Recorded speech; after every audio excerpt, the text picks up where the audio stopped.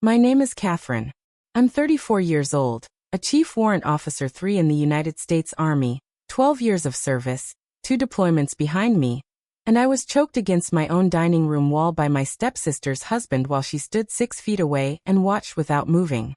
For minutes later, 2 military police vehicles pulled into that driveway with their lights cutting through the curtains, and my stepsister's face went the color of the tablecloth she'd ironed that morning. I'm not going to tell you yet how they knew to come. Let me take you back first to where this actually started. I grew up in Fayetteville, North Carolina, the daughter of a supply sergeant and a schoolteacher, until my mother died of ovarian cancer when I was 9. My father remarried 3 years later, to a woman named Denise, who came with a daughter of her own, Priya, 2 years older than me. I want to be fair about this, because it doesn't make for a good villain if I paint her as evil from birth. Priya and I got along fine as kids. It was later, as adults, that the current underneath everything revealed itself. I enlisted at 18, in 2010, mostly because I didn't have $40,000 for college, and partly because I wanted to prove something to myself that had nothing to do with anyone else's approval. Basic training was at Fort Jackson, South Carolina, that July, 10 weeks of heat and humidity and drill sergeants who broke you down so they could rebuild you into someone who didn't flinch under pressure. My father was proud. Denise was polite about it in the careful way people are polite about choices they don't understand. She once told a neighbor within my hearing that I'd joined up because college wasn't really an option, as though the Army had been my consolation prize rather than my choice. Priya went to state college on our parents' dime. $86,000 across 4 years, on a business degree she never really used, and married a man named Marcus 2 years after graduating. A contractor with a temper he hid well in public and hid poorly at home, though none of us clocked that second part for years. Their wedding in 2016 cost my father and Denise $41,000. Money my father quietly told me later he'd pulled from a retirement account he'd meant to leave untouched.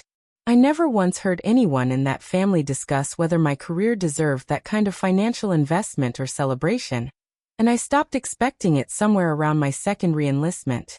Here's the asymmetry, and I want you to see it clearly.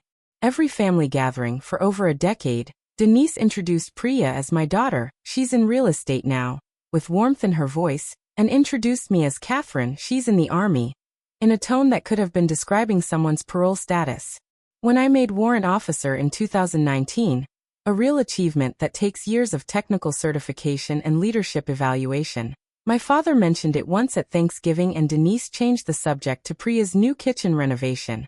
A $34,000 remodel with quartz countertops she'd had installed that spring. I sat there in my dress blues, home on leave, and felt 12 years old again, invisible at my own table. The binary choice moment came in April of 2023. Marcus's contracting business was drowning.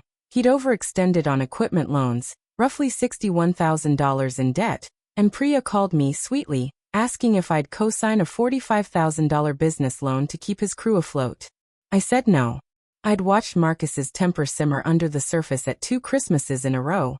Watched him grip Priya's wrist hard enough to leave 4 finger-shaped marks she explained away as clumsy.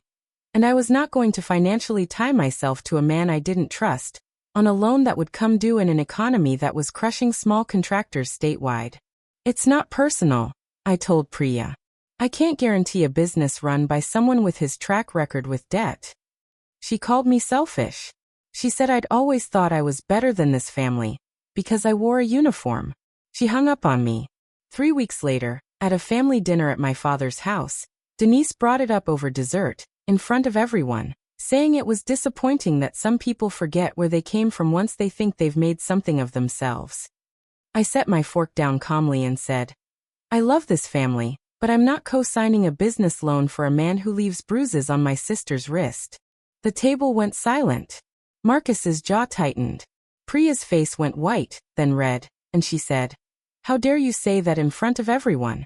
And stormed out, Marcus following her, Denise glaring at me like I'd committed the crime instead of naming one. I didn't cry at that table. I finished my dessert, quietly, my spine straight, because 12 years in the Army teaches you that dignity is a discipline, not a feeling that shows up on command. My father walked me to my car afterward and said, I believe you, Katie. I just don't know what to do about it. That was the last real conversation we had before he passed unexpectedly of a heart attack in September of 2023, 5 months later, at 61 years old. If any of this feels familiar to you, drop a comment and tell me where you're watching from tonight, because this story is about to get a lot more specific. The person who became my anchor through all of this was my platoon sergeant turned mentor, First Sergeant Bianca Torres, a woman 20 years my senior, who'd pulled me aside during my second deployment and told me, "You're going to lead people someday, and the family that raised you and the family that shapes you aren't always the same people." She became the person I called on hard nights. She sat with me, in her modest kitchen in Fort Bragg, the week after my father's funeral, and let me be angry without judgment, something Denise never once offered me. For the year after my father died, I threw myself into work. I was stationed stateside by then, running logistics for a battalion out of Fort Bragg, overseeing supply chains for nearly 800 soldiers. And in January 2024 I was selected for a competitive slot at the Command and General Staff College. A career milestone that maybe 40 people in my entire brigade would be offered that cycle, out of a pool of several hundred eligible officers. I told almost no one in my family. Bianca took me out for a quiet dinner to celebrate instead, at a small diner off post, and raised her coffee mug like it was champagne.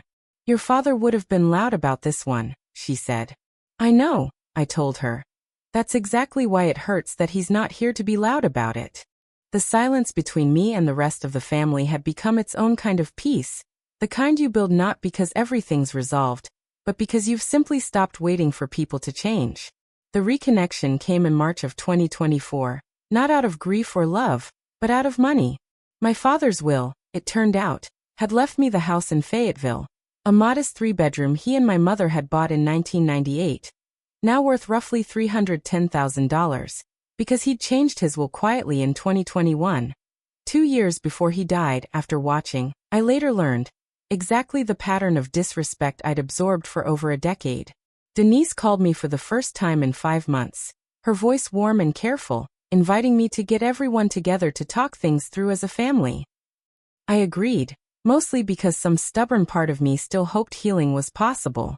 What I didn't know until later, from a cousin who overheard a phone call at a gas station of all places, was that Marcus's business had collapsed entirely by February 2024, and he was now $94,000 in debt, and Priya and Denise had specifically discussed, in a phone call my cousin caught the tail end of, that Catherine has the house now. She owes this family something, and it's time she remembered that. Nobody had called to check on me since my father died. They called to check on the house. I consulted a JAG attorney on base, a methodical, no-nonsense officer named Captain Reyes, who walked me through my legal standing on the property and helped me understand exactly what I did and didn't owe anyone. The dinner invitation came for April 14, 2024, at my father's house, my house now, at 6 p.m., just family, to talk things through. I agreed to host it there, still hoping some version of this could end in something other than confrontation. Marcus arrived 20 minutes early, before Denise and Priya, which should have told me something. He walked through the house the way Vanessa had once walked through a kitchen in another family story I'd later hear about, running a hand along the banister, asking what the house appraised at, mentioning that family shouldn't need lawyers to sort out family business. I kept my tone even and changed the subject. At dinner, Denise opened with warmth, thanking me for hosting, saying how much my father would have wanted us whole again. The table was set with my mother's old china, something Denise had asked to use, and the smell of the roast chicken I'd made still hung in the kitchen air. Then Priya brought up the house directly, over the second course, saying that with Marcus's business struggling, and given everything this family has sacrificed over the years, it only made sense that I help even things out, by signing half the house over to her. I said no calmly, the same way I'd said no about the loan a year earlier. Dad left me this house because of a pattern he watched for years, Priya. I'm not signing anything. That's when Marcus stood up. His chair scraped the floor loud enough that I flinched despite myself, the sound sharp against the quiet room. "Just sign it," he said, voice low and hard, stepping around the table toward me, his shadow falling long across the tablecloth in the overhead light. I stood too, instinctively, training taking over before thought did. and told him to sit back down. He didn't. He crossed the room in 3 strides and grabbed my throat with one hand, slamming me back against the dining room wall hard enough to knock a framed photo of my parents off its hook, the glass cracking against the hardwood floor in a sound that seemed to hang in the air far longer than it should have. "Just sign it," he shouted again, his grip tightening, his face inches from mine, breath heavy with the wine he'd had at dinner. I could feel my pulse hammering under his fingers, could hear Denise gasp somewhere behind me, could see, in the corner of my vision, Priya standing frozen by her chair, one hand half raised toward us, watching, not moving, not screaming his name, not doing anything at all. 12 years of training doesn't leave you in a moment like that.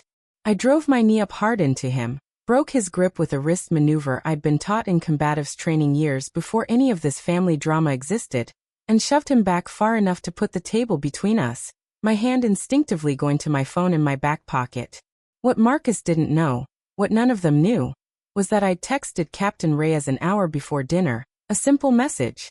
"If anything happens tonight, you'll know where I am," because some instinct, some pattern recognition 12 years in uniform had sharpened in me, told me this dinner might not stay civil. Reyes had, quietly and without me even asking, alerted the local sheriff's department to do a welfare check at 6:45 p.m., an hour after the dinner's scheduled start, just as a precaution.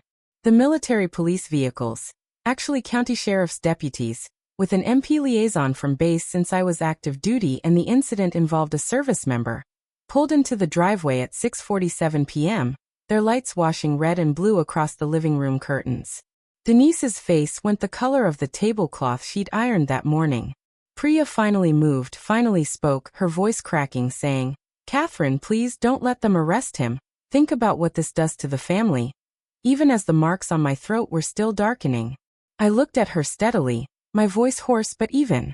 I thought about this family every single time I said no to something that would have hurt me to protect people who never once protected me back. Tonight, I'm thinking about myself. The deputies took Marcus's statement, took mine, photographed the marks already blooming purple along my collarbone, and took him into custody on the spot for assault. Denise didn't look at me as they walked him out. Priya sat down at the table and put her face in her hands, and for the first time in over a decade, I saw something that looked like real, uncomplicated grief on her face, not for me, but for the life she'd built around a man everyone but her had apparently seen clearly. In the weeks that followed, Priya filed for divorce, quietly, without fanfare, and reached out to me once, in June, not to ask for anything, just to say she was sorry, that she'd frozen that night the way she'd frozen every other time, and that she understood if I never wanted to speak to her again. I haven't fully forgiven her. But I haven't shut the door either, because the fear on her face that night looked real in a way nothing else about her had in years, and people who are genuinely done pretending deserve at least the chance to prove it with time, not words. Denise and I have not spoken since that night. That silence isn't cruelty on my part. It's simply the natural consequence of a decade spent making clear, in 100 small comments over 100 small dinners, exactly whose safety mattered less in that house. Here's what I want to leave you with, in my own words. Service teaches you that courage isn't the absence of fear, it's choosing the harder right over the easier wrong, even when the people who are supposed to love you unconditionally are the ones asking you to make the wrong choice. I didn't destroy my family that night. I simply stopped being willing to disappear inside it to keep the peace. If this story meant something to you, hit subscribe, tell me in the comments what you would have done at that table, and share this with someone who needs the reminder that, just sign it, is never a sentence you owe anyone your safety for. Thank you for watching. I'll see you in the next one.